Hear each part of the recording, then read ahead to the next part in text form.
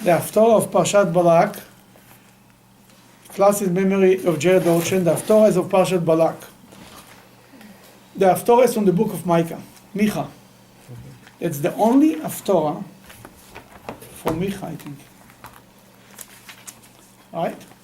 I don't think that before for sure not. And after, I don't think so either. Who was the prophet Micah? Tell us a little bit about the prophet Micah. He was a prophet in the northern kingdom. He was a contemporary of Isaiah in the southern kingdom and Amos and Hosea in the northern kingdom. Okay, understood. 8th century. He was in the 8th century. He was in the time of the prophet Isaiah. At that time were the two kingdoms, the kingdom of Judah and the kingdom of Israel.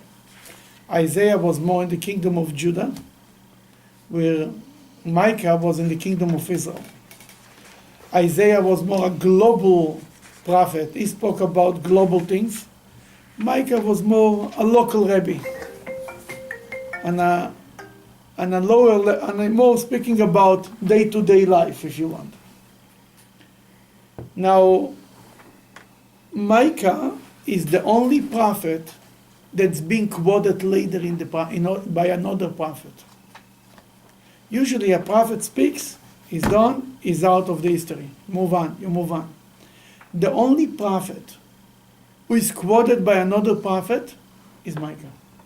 Who is the prophet who quotes him? Isaiah, right? No, Isaiah was in his time. Jeremiah. Jeremiah quotes when Jeremiah gave very harsh prophecies that Jerusalem is going to be destroyed. Then everybody attacked him. The prophet says, when Micah came and told the kings that Jerusalem is going to be destroyed, what they did? They repented. They went back to God. They did tshuva. Then the prophet Jeremiah, in the book of Jeremiah, Micah is being quoted. Now the interesting part is, then in the book of Micah, you think nobody ever listened to him, and he's talking to the walls. But when you look a generation later, when they quote what happened there, they mention that people responded. You understand what I'm saying? The prophet himself, he doesn't see the good part, so to speak. He's reprimanding the people, and he doesn't tell you really how good the people responded to him. History later tells you, oh, it wasn't so bad then. Here it's much worse, so to speak. People responded to what Micah said. They repented. They did tshuva. They returned back to God. Why they responded like this? Because Chizkiyahu was a righteous king, and he listened to the prophecy. He listened to what the prophet had to say. But it's a very unique thing about Micah.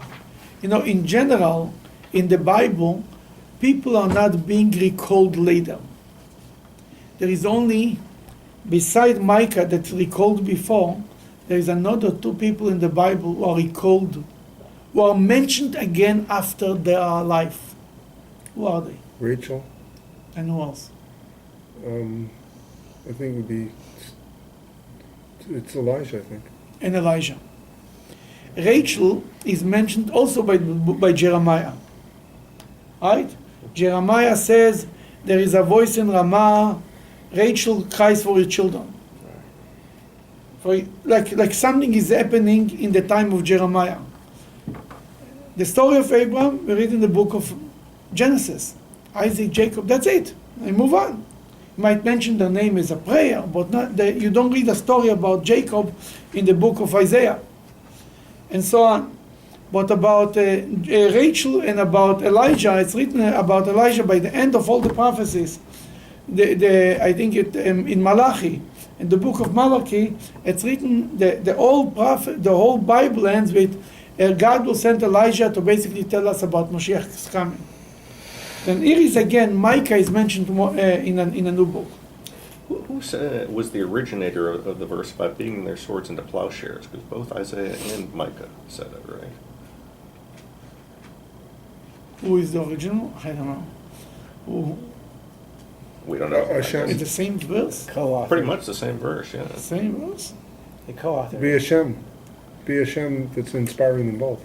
Yeah, but even when they were inspired, they said it their way. Even many prophets were all inspired by God, but the way they said the prophecies was dependent on their personality. If he was a nice guy, the prophecies were a little softer, a little more inspirational. If he was more a harsh guy, his prophets were more like this. There is a saying in the Talmud, there are no two prophets who prophesy in the same style. Everyone has his style, has his way how he gives out prophecies. And the same is true about Micah. But who originated? I don't know. It's a good question. Let's start to read the Haftorah, and we'll go little by little, and we'll say where it is taking us. Then the remnant of Jacob will be in the midst of many peoples. The remnants of Jacob, the remnants of the Jewish people. He speaks about the time when Moshiach will come. The bad guys will be worse, and many people will be gone. It's almost like after the Holocaust. The remnants of the Jewish people came together. One from a city, one from a family, two from a city, very few. The remnant, She'erit Yaakov. Like dew from God, like showers upon the grass, which are not looked for from man nor awaited by the sons of men. Okay. They will be like dew from God. They will come like a blessing on us. The leftover of the Jewish people, the remnants, will be like a dew from God. It will revive us, will bring life to the world. The little bit of the Jews that will be left will bring life to the world, like dew to the earth, and like dew from God, and like showers upon the grass. Is this the concept of the righteous remnant, or just the remnant of the people that are left over? It's not. What's the difference between righteous remnant and the remnant of the leftover? Well, the remnant of the leftover, basically the survivors, which could be anybody, obviously. Anybody will survive is righteous. And no matter who, Jews who survived from the Holocaust, they are all righteous. Because if they suffered for being Jewish, and they almost died, and every Holocaust survivor didn't have one miracle. He had hundreds of miracles. I remember I said I went to visit a sick man, a survivor. Took him an hour to tell me the day of his release the day Liberation. of this liberation, the miracles that took place in the day of liberation. He talked for an hour, only on this day, because the Nazis wanted to kill him, and it was unbelievable. And that was one day. He was there 3-4 years. Every minute was a miracle. Then when somebody survives, if a person has one miracle, he thanks God 1,000 times, right? What should a person who had 4 years of miracles? Every minute, every second was another thing. He could be shot and killed in every given moment. And everybody around them was. And he survived. That everyone, every remnant is a righteous man. What he says, who are they? Asher lo yekaveh leish. They are not looked for men. It means to say they don't give hope in men. Velo yeyachel livnei adam, and nor awaited by the sons of men. It means to say, it's translated here is a little strange. Lo yekaveh leish, it means to say this remnants will not have hopes in men, and will not rely on people. Right? Anybody who survived the Holocaust, talking about Elie Wiesel, that once Elie Wiesel was by the Rebbe, and the Rebbe told him, one of his big things he used to say, like, how can I have trust in God? And I can have faith in God. The Rebbe told him that you want to have faith in men? That's better. We have faith in men. Humanity who behaved so nicely during the Holocaust. Oh, God, no, God, bad news. Men, yeah, sure. I heard it from men. It means to say, God told them, so you have anything else? battles. Men, Germany was the most civilized country in the world before the Holocaust, more than America. More philosophical, developed, more moral. Music and culture. Everything. Science, right? And as we mentioned many times, the first laws to protect animals was in Nazi Germany. First laws in the world. First country in the world that made laws to protect animals was in Nazi Germany. And they were the most civilized nation. And if they did it, then you're going to you have trust in man? Oh, you don't want to have trust in God? No faith in God. Try. Who yes? Man, right? That's what he says. The people, the remnant of Israel, that's really this line, was fulfilled in our generation, 80 years ago. Lo yayakaveh le'ish, he doesn't have trust in man, doesn't have hope in man, and does not wait human beings. Lo yachel bnei adam. These are the remnant of Israel who are among many nations. They came out, there is many nations, they are the remnants, but they are in a different category. Spiritual people. They are like the dew to the world. That's who they are. Okay, number 7. And the remnant of Jacob will be among the nations, in the midst of many peoples, like a lion among the beasts of the forest, like a young lion among the flocks of sheep, which if he passes through, treads down and tears in pieces, and there is no deliverer. The prophet says like this, when Moshiach will come, this remnant of Israel, even they will be among many nations, they will be like a lion in a forest. A lion among the beasts of the forest is the king. Everybody's afraid of him, right? Like a long lion among the flocks of the sheep. They attack everybody else, and everybody is afraid of them. It means to say the Jewish people will not be afraid of the rest of the world, not be afraid of their enemies, because they will not be enemies. The rest of the world will respect them, like the beast of the forest respect the lion, like the sheep respect a young lion. We will go and we'll do what we're supposed to do, and the rest of the world will obey. It doesn't mean we will actually run around and tear people. We will not hurt anybody. What it means, it's going to be like the lion is not afraid and he's the king of the beast. The same thing, the Jewish people will be respected in the world like this. Is that a little bit like the prophecy when maybe Isaiah when you shall lie down with the wolves and the viper Exactly. and What are quote us the line?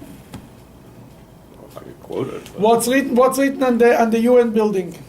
the leopard shall lie down with the lamb. Lion Yeah. and the lamb. With the lamb, exactly.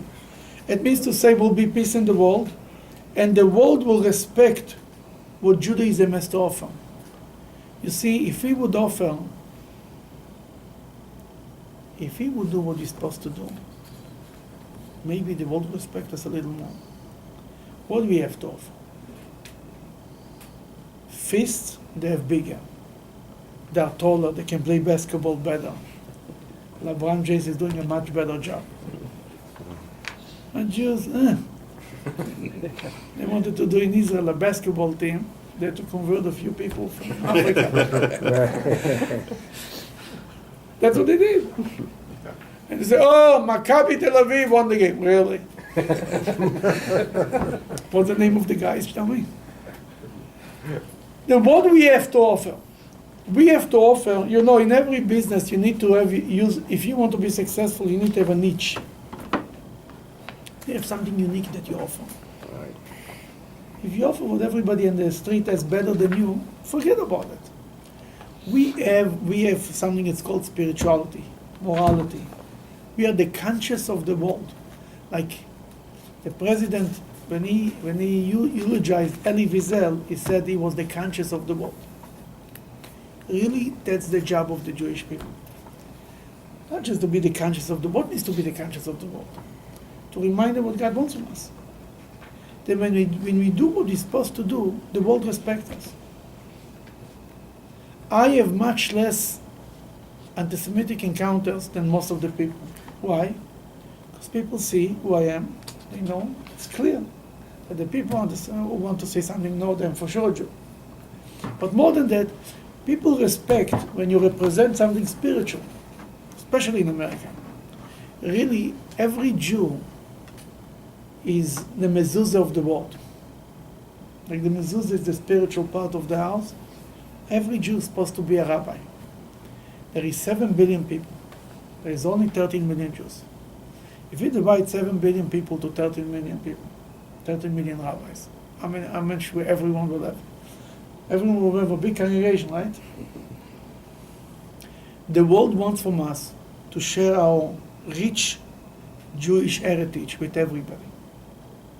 That's our job. That's what's going to be when Mashiach will come. That's what we mean when, like a lion among the beasts that means to say the king. The lion does not necessarily have to attack. The rest of the beasts respect him because he has to offer something. And when we will behave like we whispers, then they will respect us. And that's really what the prophets were trying to do for the last 3,000 years. The prophets, then the Talmudic rabbis, then the rabbis after the Talmudic rabbis, then the rabbis after the rabbis, then the rabbis themselves should be a little nicer and a little better. You know, in the prophets, they were good. The people had a good example. Today's rabbis, they have something to be desired. There is some left for their spiritual strength, development. But that's the goal. Number 8, let our hand be lifted against your foes, and let all your enemies be cut off. What does this mean? The enemies be cut off? It doesn't mean that the enemies will be killed, will be cut off, will be disappearing from the world. The animosity will disappear. There is a verse that says, "Itamu chataim min haaretz ureshoim odenam." There is a verse that we say in Book of Psalms that means to say, King David says that the sinners will cease from the face of the earth. Then the Talmud points out, not the sinners, the sins will cease to exist. The same person, if he's not a sinner, is the nicest person in the world. The same person, if he loves people, is the nicest. Then your enemies will disappear. It doesn't mean people have to die. They will stop to hate you. The two nations are fighting constantly. They make peace. Suddenly there is no enemies. That's what the prophet says. We are not looking forward for people to die, God forbid. We want everybody to be alive, everybody to be well, because God created every human being. Then, again in Ashrei, in the book of Psalms, we say, "V'rachamav al kol ma'asav." God is merciful on all His creatures. He created everything. You created something. It's yours. You cannot see when somebody breaks it. You know, sometimes somebody builds a house, and 10 years later he wants to build a bigger house. He has to destroy the first house. Even he made a decision, in many cases he cannot see it. He put so much his out and soul in the house. He cannot see how they're breaking the house, even if he has in mind a bigger house. God created every human being, every animal, everything in nature. God doesn't want nothing to be destroyed. He says the bad spirit will be gone, will be cut off. Then everything will be good. On that day, whenever it's written in the prophet, "V'hoyo bayoim ha'u," you know, we sing in the Oleno, "Bayom ha'u, bayom." Bayom ha'u means at that day. The middle. When is the day? That day will come.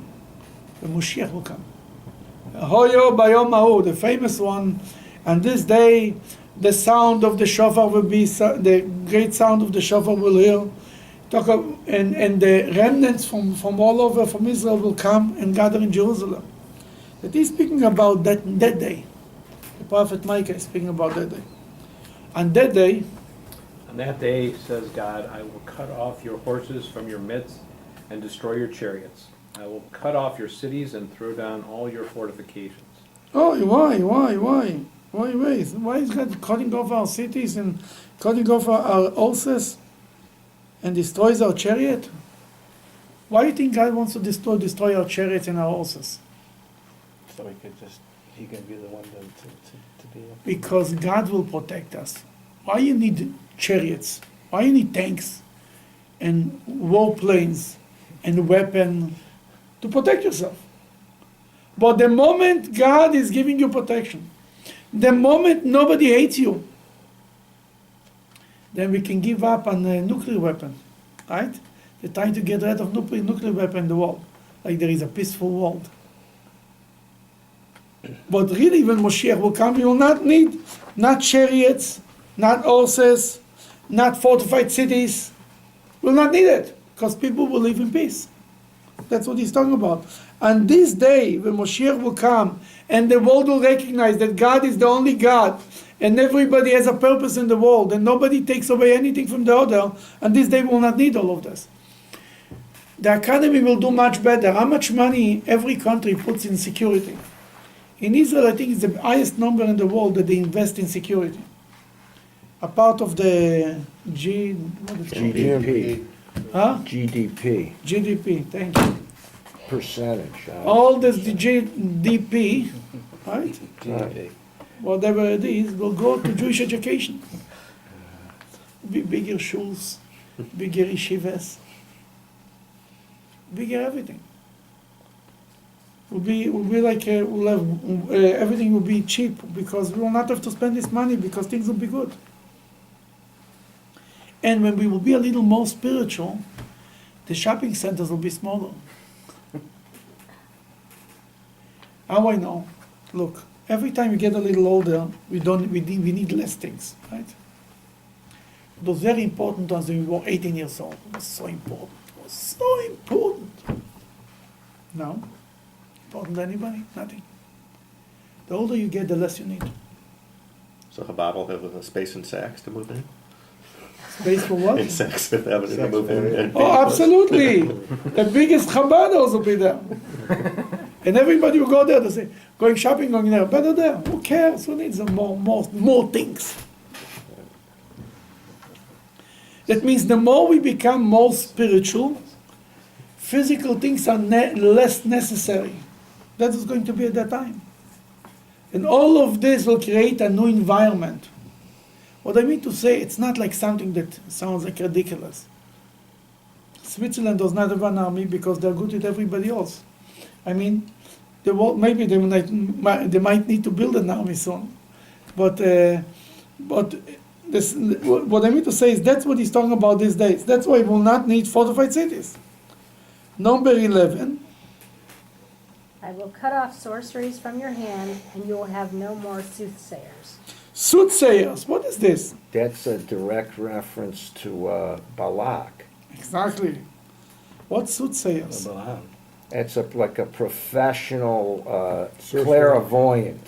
Sorcerer, like, Sorcerers, like. Fortune Yeah. teller. You're right. This line tells us clearly about what happens. It says you will not need any kind of sorcerers. You will not need any kind of magic.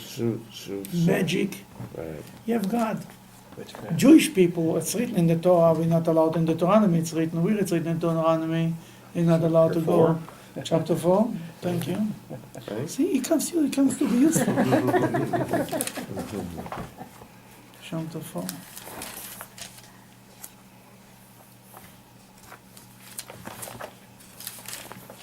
John, And maybe one. I cannot find, Eschanan is, okay.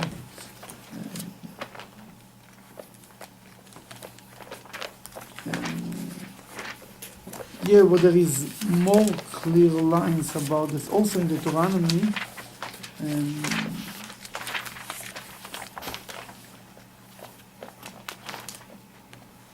The stuff about there will be no divination or soothsayer in Japheth. No, there is written in Deuteronomy that we are not allowed to go to sorcerers, right? Yes. Ki chato agoim oimo.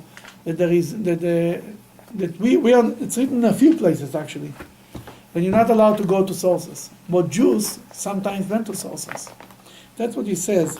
You will not need all this garbage. You'll be connected to God. No need sources, not a Bilam and not a Balak and not anything of it. You'll have the divine presence will be so present that you will not need anything.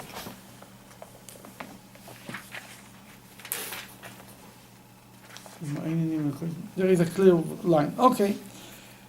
Go at number 12. I will cut off. I will cut off your graven images and pillars from your midst. You will no longer worship the work of your hands. Okay.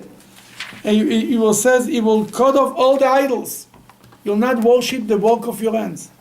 It could mean literally idols, but also means people worship the work of their hands. Oh, I am accomplished so much. I did so much. I'm this. I'm that. You will not worship the work of your hand. You understand that whatever you accomplish is the hand of God. That's what's going to be. Continue. I will root out. I will root out your sharing from your midst and destroy your cities. So your cities. Aye. Okay. In anger and fury I will execute vengeance upon the nations because they did not listen.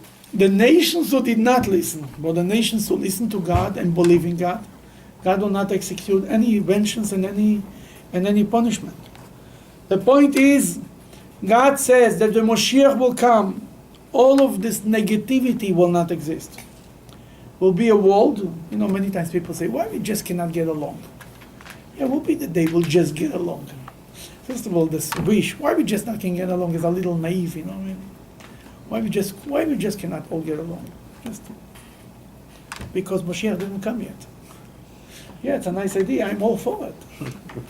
When you just open the door, give out your bank account and put it online, and you'll see if you get along with everybody. I mean, the world, people, we are not made yet. We are not. If we would have the awareness that God is with us, we would be able to get along, and that's the goal. That's where we're going. Now, this part, this was the end of chapter 4, I think, chapter 5 from the book of Micah. Now starts chapter 6, the beginning of chapter 6 on the book of Micah. Here. Hear now what God says. Arise, state your case before the mountains, and let the hills hear your voice. He recalls a line that almost, who said it? Didn't Moses say it? Something similar. Azinu hashamayim v'adabeira v'tishma otzim refi. May the heavens hear what I tell them. Right? Take your word for it. Don't take my word for anything.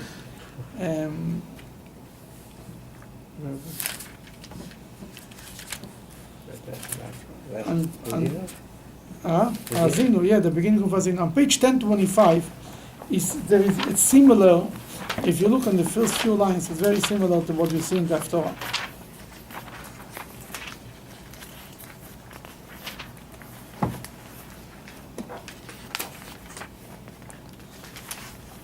(10:25). Listen, heavens, I will speak. Hear the words of my mouth. You see it? Mm-hmm.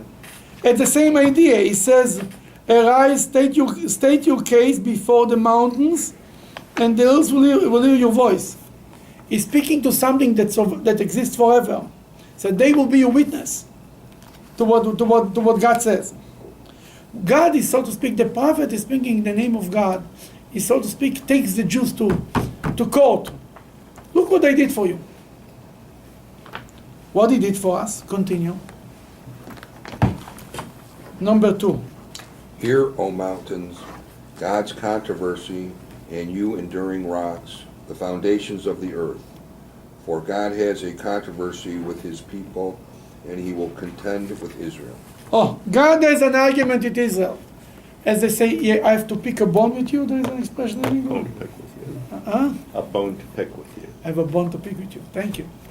What does this mean? I have a problem. How they came up with this expression, for heaven's sake? Why would I bone to pick with you? He's what, so You God need the is. bones? Because you have the It's a- bone, you pick the bone, you know. What? Pick the meat off Yeah, the that you bone. take off the, yeah. So is God saying that before we get to this next level, next step, we still have some business to do? God is basically saying here, the prophet is saying, God is taking the Jews to task. He says, guys, didn't I do for you whatever I needed? Didn't I fulfill my part? Or you don't do your part? That's the bond that God has to pick with the Jewish people. But I'll show you in a minute. One more, go ahead. 3. Next line. 3. O my people, what have I done to you? How have I wearied you? Testify against me. Oh, here he says, Ami, מה עשיתי לך? מה עשיתי לך? What I've done to you? Why are you worshiping idols? I wasn't a good God to you. Why are you going somewhere else? Mo'eli sicho. What's the second expression? How have I wearied you? Testify against me. Come, stand up, please. It's like almost like Samuel in the last Haftorah. In the Haftorah, of course, stood up and said, anybody here, I took anything from you? Did I wrong any of you? Like Moses said it? Here God says, can anybody say against me? It's in the history later was one famous Hasidic master, Rabbi Yitzchak of Bardichev. The Hasidic masters took upon themselves a job not to represent God in front of the people, but to represent people in front of God. Much harder job. The prophet came to tell the people what God thinks. The Hasidic rabbis came to God, told them what the Jews think. It's a whole different ballgame. Really, God expected from the prophets to do the same. To defend the Jewish people. Moses actually was like this. Moses took the side of the Jewish people. The Hasidic rabbis followed Moses' example. So why don't the prophets do more of what Moses did? Some of them did, but some didn't. Elijah, we're Elijah all got booked fired. up about this, and the other prophets. I'll tell you, I can't. The Hasidic leaders came after the prophets, and they came out of the people, and they stood up in front of God. That Rabbi Yitzchak of Bardichev, he was called the defender of Israel. Sanegoram shel Israel. Like in court, there is a defender. What is called the guy who defends the Defense attorney. defense attorney? Rabbi Yitzchak of Bardichev was the defense attorney of the Jewish people throughout his life. Every time when he saw the Jewish people do something wrong, he twisted it, just like a defense attorney. There is famous stories we mentioned many times. He saw once a guy stands with his tefillin while he prays. He cleans his horse for the ride. He was a wagon driver. Everybody screams at him, look what he's doing in the middle of davening. He turned to God, he says, God, look how you Jewish people. Even when they clean the horses, they pray to you. That's how you look at things. Everything like this. He met the most famous story that he met a Jew smoking a cigarette on Yom Kippur. He tells him, maybe you don't know it's Yom Kippur today. He says, no, Rabbi, I know. Maybe you don't know you're not allowed to smoke. He says, no, Rabbi, I know. He says, God, look what the wonderful kids they have. Even a guy who smokes on Yom Kippur is not ready to lie.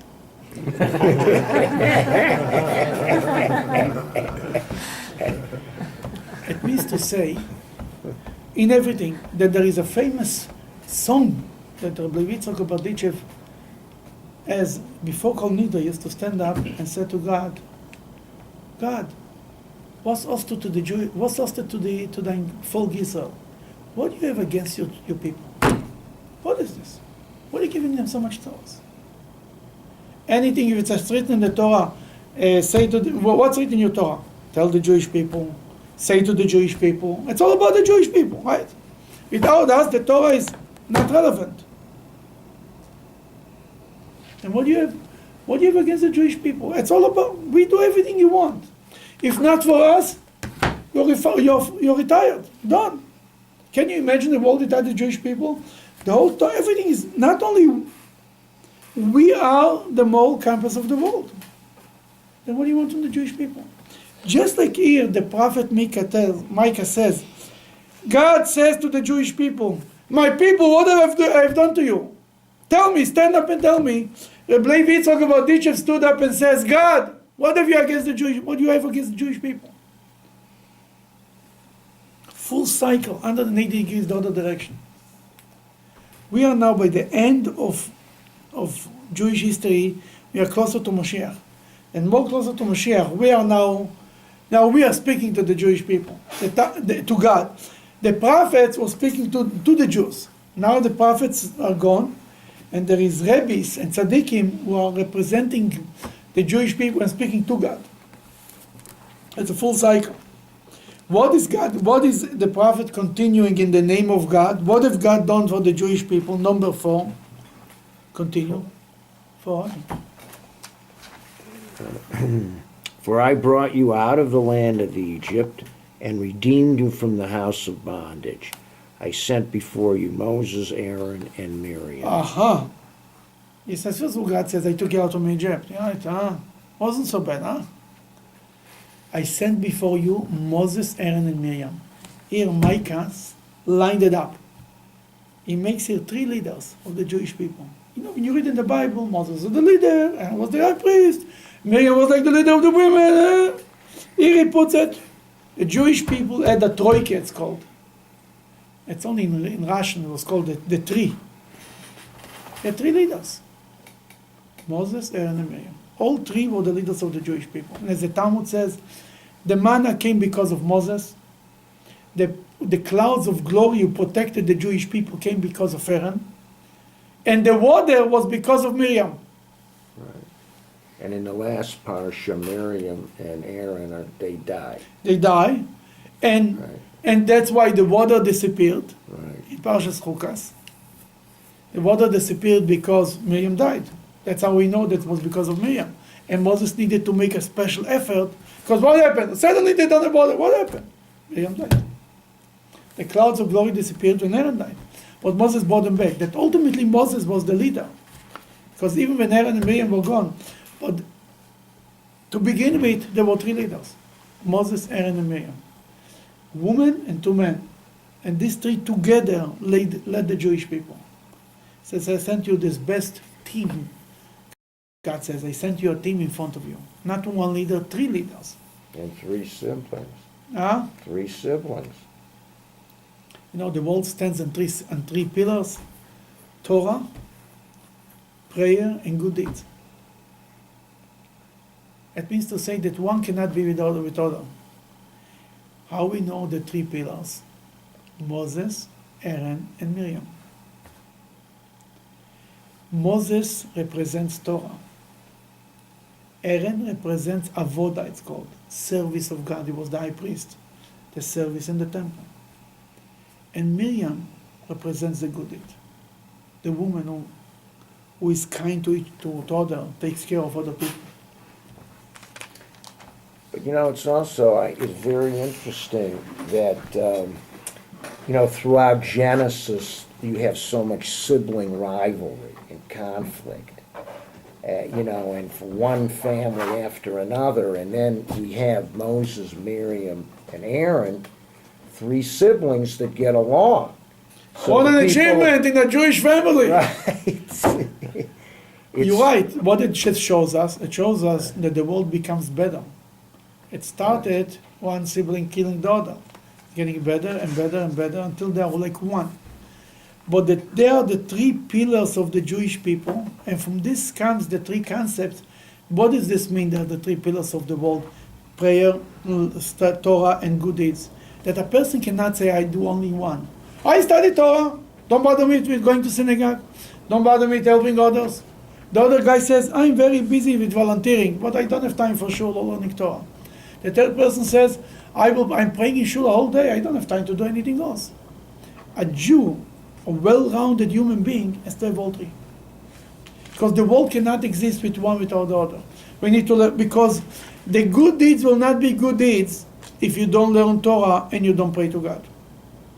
You will twist them, you will become selfish, it's not going to be, will not be the right way to do good deeds. Prayers without helping others are worthless. Learning Torah without practicing is again worthless. You understand? You must have these three together to have a healthy society, a moral society. And that's what he's saying here. Ami, my people. Number 6. 5. O my people, remember what Balak, king of Moab, devised, and what Balaam, the son of Beor, answered him. The events from Shittim to Gilgal, so that you may know God's righteous acts. Here we go to the Parshat of the week. Finally we made it. Ami, you remember what Balak, Melech Moab, by the way, it's interesting that Micah mentions only this story. There were many stories. Right? Moses, Aaron, and Miriam, you remember what happened with Balak? What happened with Amalek? What happened with other nations? What happened with Ammon and Moab? With Og and Sichon? He mentions this story. That he says here, first of all, that the prophet Micah makes it clear who gave the idea. Balak. Balak commissioned Balaam to curse the Jewish people. Right? And what answered them Balaam? What really happened now? What Balak wanted? What Balaam wanted? What do you want? Which one? Balak or Balaam? Tell me what Balaam and Balak. Both of them. Well, Balak just wanted to basically get rid of them. And But in which way? To kill them. They wanted to kill them? You're talking about scooting? Want to get rid of them physically, right? Physically? But he didn't do it in a physical way. Oh. Eventually with the women sleeping with the... It's also not true. He didn't want to get rid of them physically. What he did? Want to get them in trouble with God? Spiritually, yeah. Spiritually. Right. It was a spiritual war against Israel, not a physical war. Right. It was a whole different ballgame here. Balak told them, we have a nation here. There is a people, by the way, Balak and Balaam speaking codes. There is a nation came out from Egypt. Not once mention the name, who is the nation. They don't mention the Jewish people, the children of Israel. It doesn't say the Israelites, the children of Jacob. Not a word, a nation. You know who also spoke like this? Who else in history spoke like a nation with not mentioning the name? Huh? Hitler. Hitler didn't say the Jewish people, maybe, but who else in... Oh, Haman? Haman. Haman said, That's right. there is a nation, one nation, who is scattered all over your country, all over this, right? Yesh noi am echad. There is a nation. What's the name? Nobody needs to know. Everybody knows what we're talking about. When you say a nation, you know what you're talking about. Balaam did this. Balak sends a message to Balaam. There is a nation. We need to get rid of him. Really, a nation. And then when God comes to Balaam and tells him what Balak wants from him, he tells him, Balak told me there is a nation came out of him. It doesn't tell God which nation. When he starts to mention the name of the Jews, when he's in his prophecy, who are the people who is like Jacob, who is like Israel, who is 1,000 times. Suddenly he knows the names. Jacob, Israel, Jacob. Oh, really? What happened before? You want to destroy a people, the first thing you do, you take away their identity. No name. He's a nameless person. What they did you're right by Hitler. What they did when people came to Auschwitz, they gave him a number. The moment you get a number, you're not a person anymore. That's what happened when the 10 tribes were captured. He splits them up and spreads them around so that they shouldn't really have a nation. You shouldn't have an identity. It's all this whole thing. Then he tells them, remember what Balak wanted to do to you and what answered them Balaam? Mina Shittim until Gilgal. Where is Shittim? What happened in Shittim? Oh. Talked about that. Yeah, that's where the Moab women where they have relations. With the Moabite women. That's what happened. What was the agenda with the Moabite women? What they really wanted to accomplish? Idol worship. To make the men worship. Intermarriage. Nope. Intermarriage.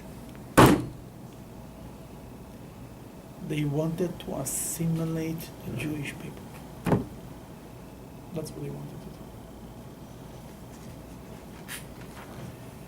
They said there is an identity, they are different.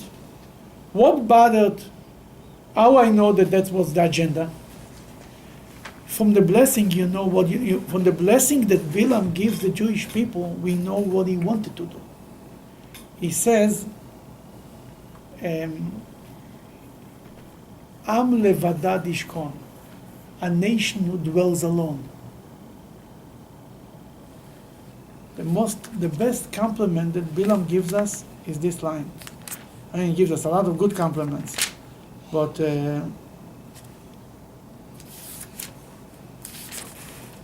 Also that famous about the tents, you know, that their tents are not facing each other.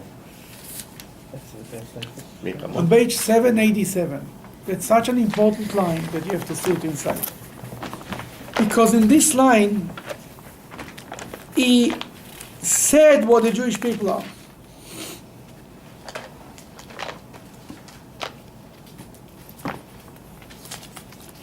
Page 787, number 9. You read. Number 9, I see.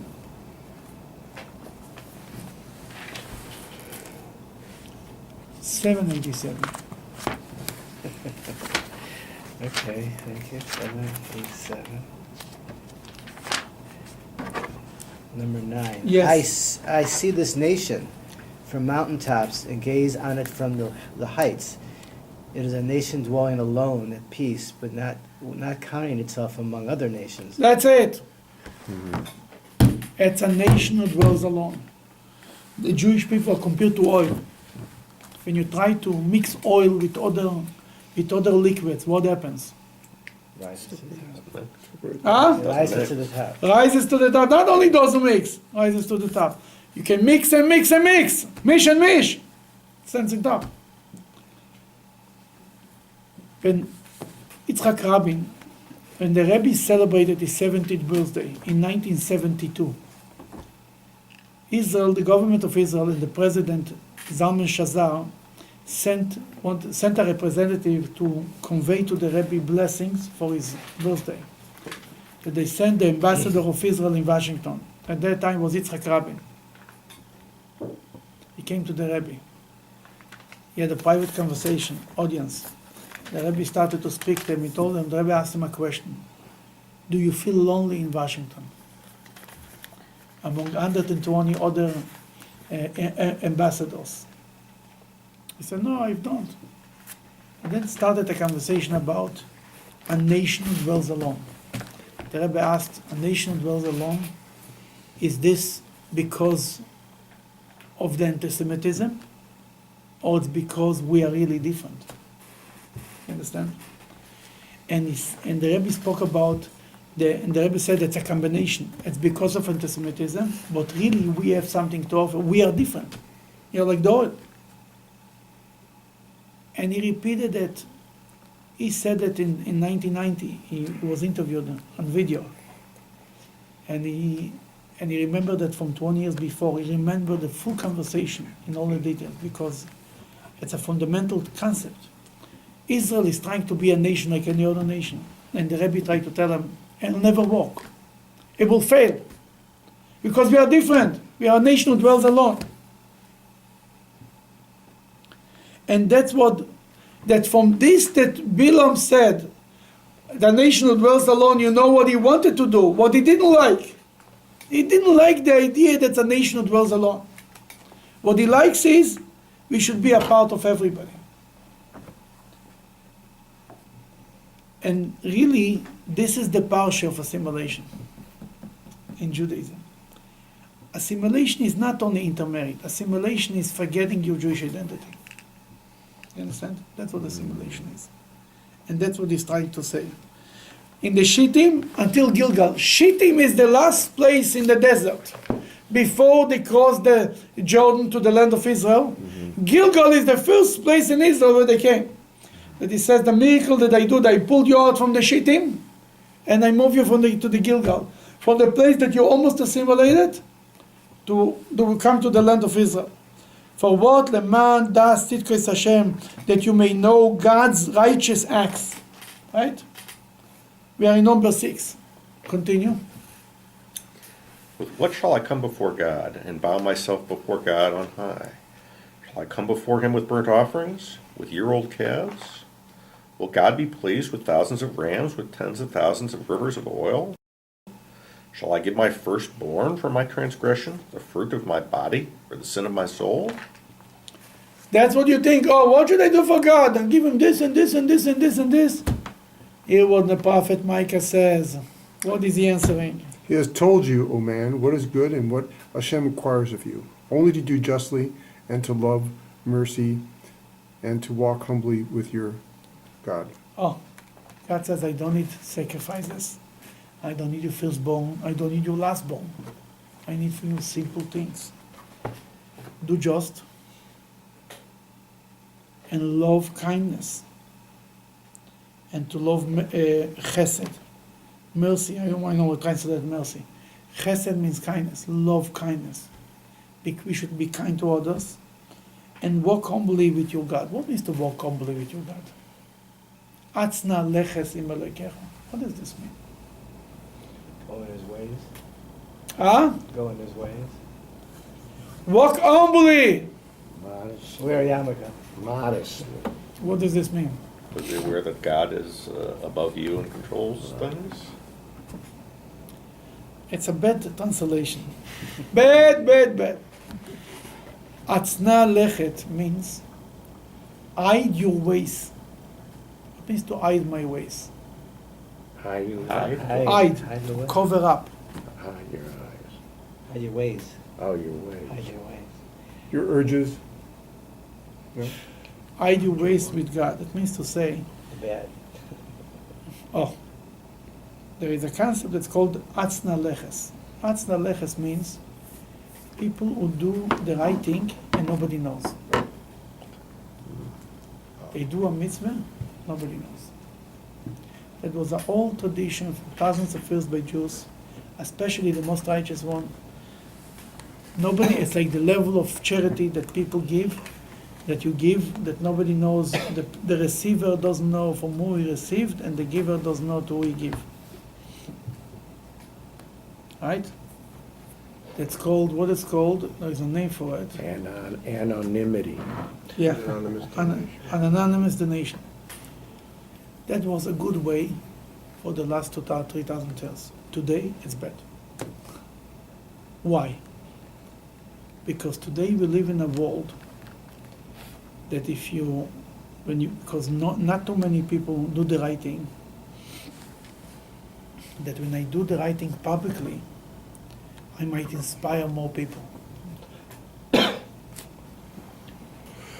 If you see Mr. A did this, and Mr. B volunteered, and Mr. C volunteered, maybe I should go too.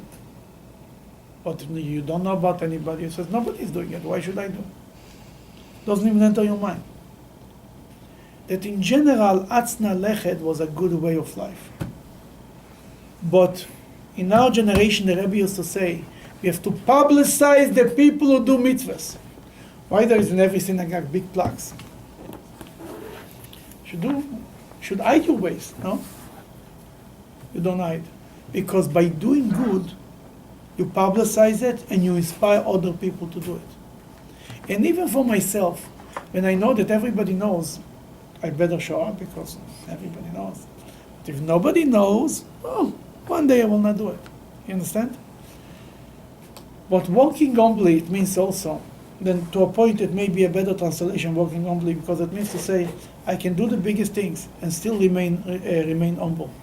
It doesn't mean that I have to show off. I can do what I do and still remain humble.